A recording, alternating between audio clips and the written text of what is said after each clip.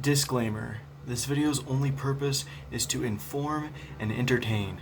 Neither myself nor of a news condones any sort of negative anything ever. Be excellent to each other. There's a censorship problem, just in general, with our modern language, primarily on the internet.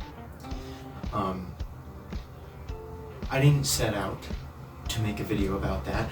I wanted to do a stupid little silly video where I just list the most common words that get you demonetized on YouTube.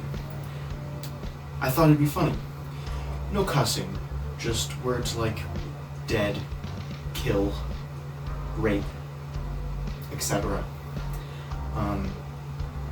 And I'll definitely still do that, but as I was compiling the list of words for the video, I found out that this censorship issue is, well, an issue that's subpar, quite frankly.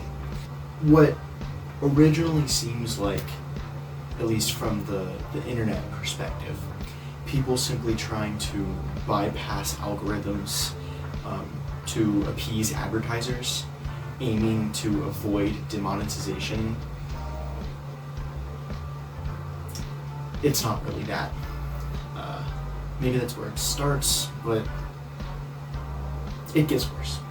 Ultimately, from the appeasing advertisers, it starts to move into actually having potentially lasting effects on our thoughts and our culture. That's not good.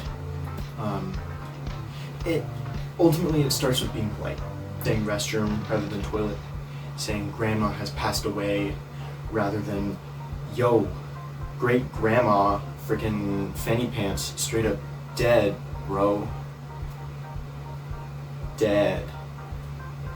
You know, that just kind of sugarcoating things, making things more digestible. It moves into conveying meaning where the meaning typically wouldn't be permitted. For example, bleeping cuss words, right? That's this form of censorship, but everyone knows what they're saying. You know, we all fill in, you mother bleeper. You know what I said, right? It's largely just to appear decent to the public. However, it can very quickly step over the line. I'm sure you're familiar with bears, right? You got these kinds, and those kinds, and that's a bear. The Proto-Indo-Europeans had, a long time ago, had a name for the bear. But the name being seen as taboo, they outright would avoid using it out of fear that saying its name would cause one to appear. Like freaking Voldemort. As such, the sugar-coated version is the only word we remember for the animal. This is often regarded as the oldest known form of censorship, and it's a pretty severe case. Losing the entire etymology of an animal is insane. From a historical standpoint and a linguist standpoint, that's ridiculous. It's kind of not great. This is where our language can start to become dangerous. When we start to change words, the meanings for things, we can start to change the ideas themselves. This is the common theme of George Orwell's 1989 with thought crime and newspeak. The state of INSOG realizes that when you control language, you control truth. And when you control truth, you can decide what is truth. And that's dangerous. I'm not saying the use of the word unalive is some government ploy or anything. I just think that it's important to point out that letting anyone at all influence your language can shortly start influencing your thoughts. And at some point, you're no longer original. And originality is something that this world is in desperate need of. Thought crime isn't a thing, and it never will be, provided we don't let it be. I mean, that's nuts. Could you imagine, though, like 100 years from now, living in a world where nobody knows what you mean when you say dead, because unalive has just completely replaced it, like the word bear? That's obscene, right? Ultimately, the sterilizing of our language has two main negative side effects. First one being, when everything is sugar-coated, the real meaning of words can start to get lost in translation, and it can start to mess with the way people think, which is not good. And second, the aforementioned lack of government ploy turns into actual government ploy.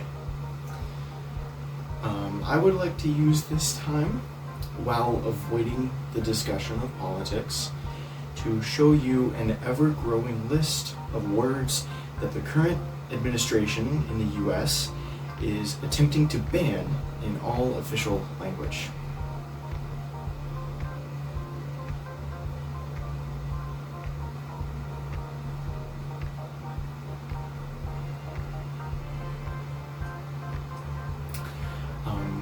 Yeah, this ultimately poses one main issue: stupidity.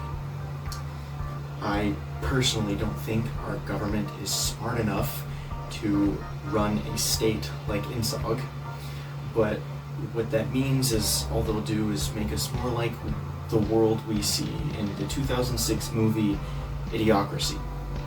It's a good one. Basically, it's a movie where it's in the future and everyone's IQ is so low that it makes your mom look smart, and that's just unfortunate.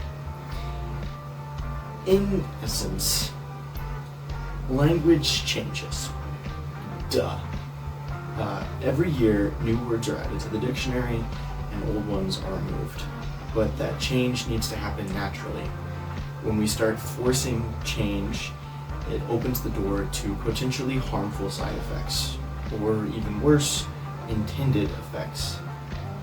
Don't censor your speech on the internet. Of course, be kind and respectful when interacting with other human beings, but don't be afraid to just use words like an adult. Let's just be real here. Enough with the stupid unalive crap. No more pew-pews.